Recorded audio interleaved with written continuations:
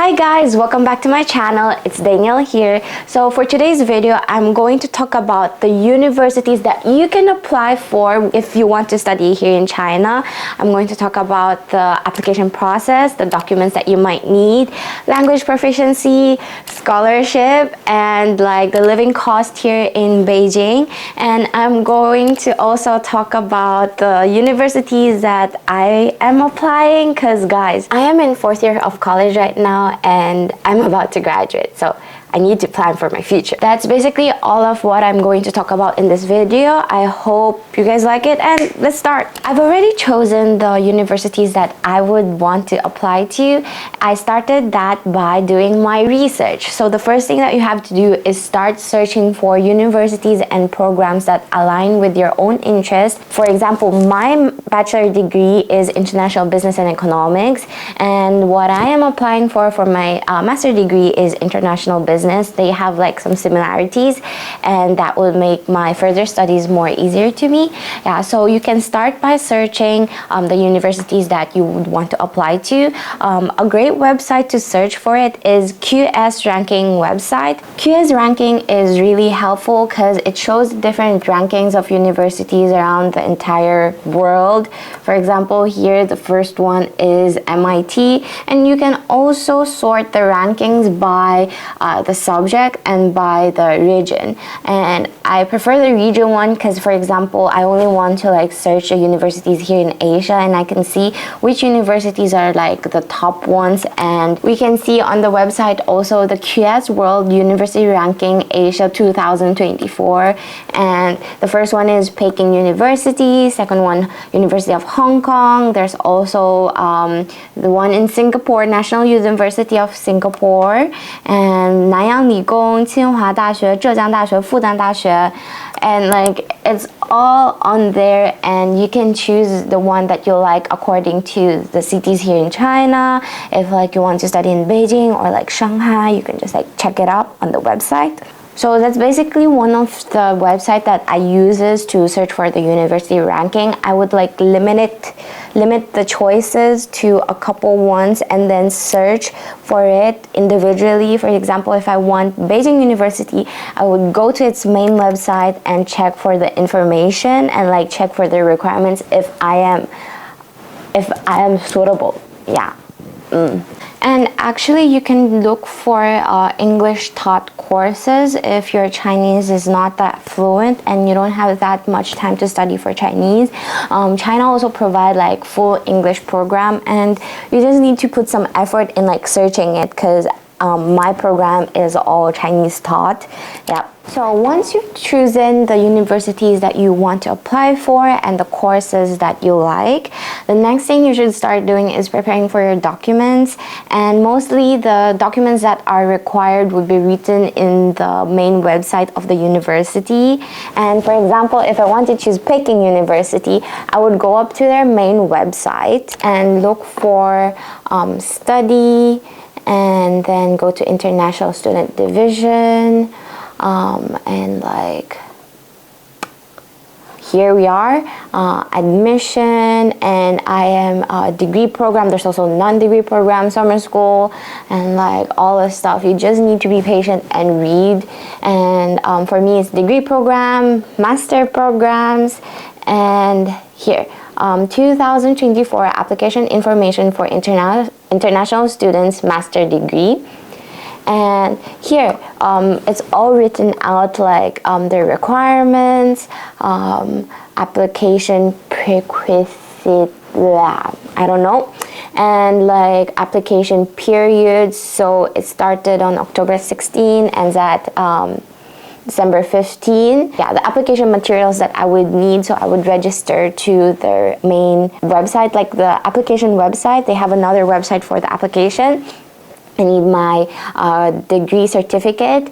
I'm just about to graduate next year. Here they say like applicants expected to graduate in 2024 must provide an official letter from their current university stating their expected graduation date, submit their certificate of graduation upon being pre-admitted, and present their original degree diploma upon registration.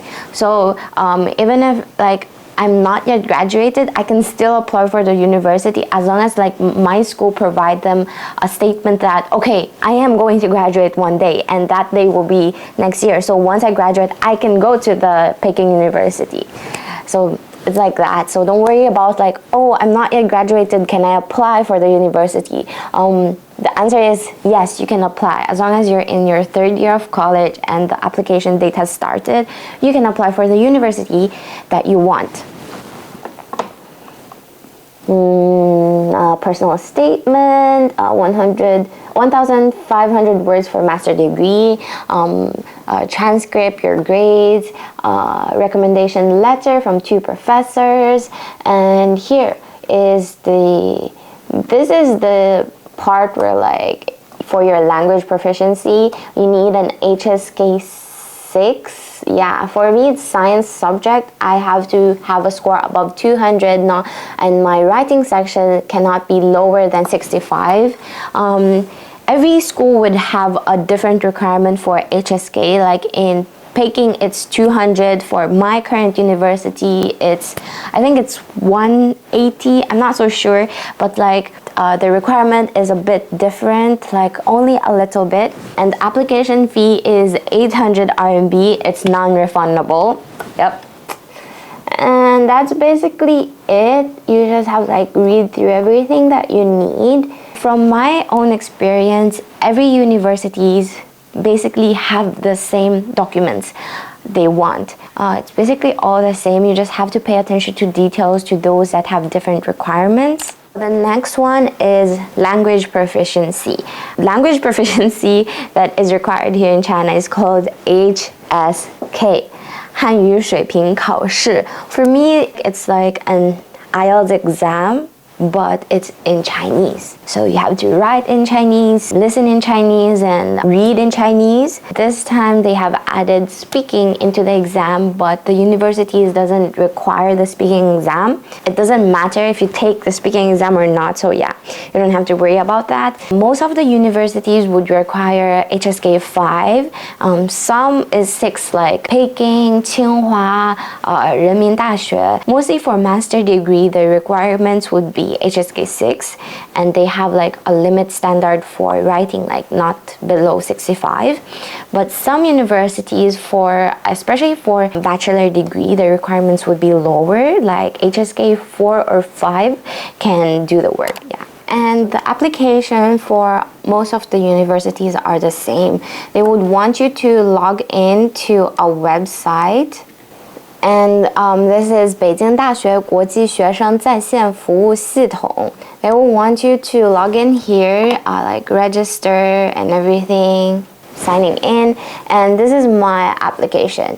And I already applied around October 16. And yeah, I already paid for it. I'm waiting for the final results. And yeah, I just had to like fill out all of my information, my personal information, my parents' information, my school's information, and like I uploaded all the PDF version of the documents they required onto this website. Yeah, and like you just need to check the website from time to time because they wanted me to fill in my given name, but I added also my middle name into the given name. So they sent an email through this website to me, and then they wanted me to like change it. And yeah, just basically all of the universities is this way. Yeah, also KUFE is like this. So yeah, you don't have to like worry about too much that it's going to be difficult. Once you've done one, the other one will be very simple to do. I also want to mention again how important it is to read through the documents required by each university, because some of them are a bit different. Like the major that I am going to apply for is international business in Peking University, KUFE, and Renmin Daxue. Only Renmin Daxue wants an IELTS result that is above 6.5, and the other two universities doesn't need that requirement. So yeah, just be careful, like pay attention to the details, because you don't want to like miss out just because you forgot something. The next one is about the scholarship. So yeah, I feel like everybody will want to have a scholarship when they study, so they don't need to pay for anything, like anything. One of the scholarship that is quite nice is CSC. It's a Chinese government scholarship. In that scholarship, you don't have to pay for tuition fee. You don't have to pay for accommodation fee. You don't have to pay for your own insurance. They will cover it all for you. So basically, in simple words, you are studying here in China for free. And besides that, you don't have to pay for anything. They actually give you allowance. What? CSC will pay for your stuff, and at the same time they will give you allowance every single month, and the allowance they give is enough, so enough, really good amount. And you guys can like search for more specific requirements and how to apply on the website. Basically, applying for the scholarship and applying for university application is done in the same time. So you register in the university, and every university has their own code. For Peking, it's 1001. And then when you register in the CSEC main website, you go to the application page, you enter the code of the university, you fill out the information that they want, and then bada boom, you have your scholarship. And this is the second scholarship you can apply for if you're going to study here in Beijing. It's 北京市外国留学生奖学金, and you have to apply for this scholarship every single year that you're here studying. Cover like your tuition fee only. Either they cover for 1 year tuition fee or half a semester, depending on which prize you get. And I have 2 of them. It's a very simple application process. This one, the teacher will notify the students when will it start and if you get it or not, and they will just send the money to your bank if you get it. This one only covers the tuition fee. It's not as baba boom compared to CSC. So yeah. So the next thing that I'm going to talk about is the living cost here in Beijing. I am going to only talk about Beijing because I am most familiar with here. Other cities, I'm not that sure. But here in Beijing, if you have the CSC scholarship, then you don't have to worry about a thing. It's definitely enough for daily expenses, going out, clubbing, buying stuff, or like going on a date. The scholarship, the allowance that they gave you, I feel like it's really enough. And if you don't have that scholarship like I do, mostly allowances ranges from 1,800 to 2,700 per month. That depends on like your spending habits, your financial abilities, but like 1,800 is enough for I think everything. And but like if you spend a lot and you live a very extravagant life, 2,700 or above. Yeah, so that's the living cost. What else? Let's see. Oh, my accommodation. This room, I know you guys know this room. This room is 80 RMB per day, and for 1 month that's basically 2,400. But this varies depending on the university and depending on which dormitory you live in. Like in Kufei, this is 80. There's 2 other dormitories. One is also 80 RMB, the other one is 40 RMB. The 40 RMB will definitely be cheaper. That would be just like 1,200, I think, for a month. The accommodation will also change depending if you're a bachelor degree or your master degree, because like I've heard in Peking, their accommodation for a master degree without scholarship is 110 RMB a day. And that's very expensive. I don't think you guys can find like the accommodation fee on the website, but you can definitely send the university some emails or like call them or like text them and ask them about like this type of cost. And the next thing would be visa and insurance, sorry, visa and insurance. Insurance is, we have to pay it for every single year. It's 800 RMB, and that would be 3,200 every month. Yep. And for visa, it's 400 every year, and that would be 1,600 a month, and no, 1,600 for 4 years, and that's basically most of the cost that you would have to pay here when you're studying. And like the tuition fee, every university has a different cost, but like for me, bachelor degree here in Kobe, it's 22,000 2万二. Yeah, I think it's 22,000. My course is International Business and Economics. My roommate is accounting, and we have the same tuition fee. And my friend who's in finance also have the same tuition fee. I feel like for us, it's the same throughout, regardless of your course. But you have to like search for it, because actually every website would have a specific tuition fee. They will have it on the website. So yeah, you can look for it on the website according to what you want. Yep. Oh, I almost forgot to talk about 预科生. 预科生 is for like people who want to apply for a bachelor degree here in China, but they don't know how to speak Chinese. Like there's zero basis of Chinese. What it does is like you study for 1 year first in a university. Mainly you focus on Chinese language, writing, listening, speaking, and for that entire year you're just going to be focused on studying Chinese. And once you graduate, you can officially enter a school. In total, that would be 5 years, 4 years of bachelor degree, 1 extra year for studying the language. For more specific information about that, I think you guys can also search it on the school's website. I've never tried it. I didn't go through this because I already have HSK 6 in my first year of college. So I just started my bachelor degree, which is 4 years. Yeah. And basically, that's all you have to know about like applying for a university. I think I've covered most of it. If you guys have any question, please ask me and I'll try my best to answer your question. And lastly, I would want to give some of my personal advice since I've applied for quite a lot of universities here in China. I feel like the first thing is be patient and make sure you filled in all of your information correctly. Be patient. Don't feel like you have to fill in all of the application form in one whole day.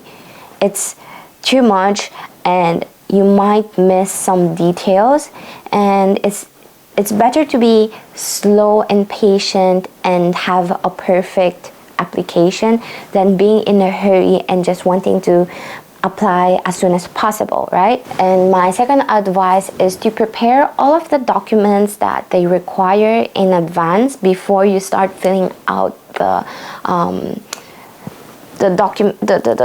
application form. Yep. If you have already all of those documents in PDF form, once you started filling it out, you can fill it out smoothly one by one until you finish. You don't have to like stop in the middle of it and like, oh no, I don't have this document. Okay, I'm gonna put it aside for a while and I'm gonna come back to it later. That might result in more errors when you fill out the form. Double check what you filled in. Double check. Yep. What else? Oh, if you want to come to China to study, don't be afraid of it. I'm not like advertising or like saying 中国非常非常好啊什么什么的. For me, I always believe the concept of going out more, seeing different things, experiencing different things. Like studying abroad is a really good way to broaden your horizons and learn more different stuff. Expose yourself to different cultures. And if you want to come to China, it's definitely a good place. I mean, it's not that expensive, it's safe, blah blah blah. Yeah, don't worry about it too much. If you want, just come and like put all of your effort into it. Another advice would be to study the language, to really experience the culture when you're here, because I know some of my friends who has been here in China for 4 years. Some of them doesn't really want to try Chinese food. Like, they never tried dumplings or like noodles because it's not what they usually eat. But like trying it, it's not a bad thing. If you're already here in China, go out more, experience the culture more, try new things or new food that you've never seen or tasted before. I feel like that's all. Yeah. I hope for those who are wanting to apply to universities here in China have a successful result. And for those who are already here in China, I hope you have a great journey studying here in China. And for me, I hope I get my application. That's all for today's video. Thank you guys for watching. If you have any further questions, please don't hesitate. Come and ask me. Goodbye.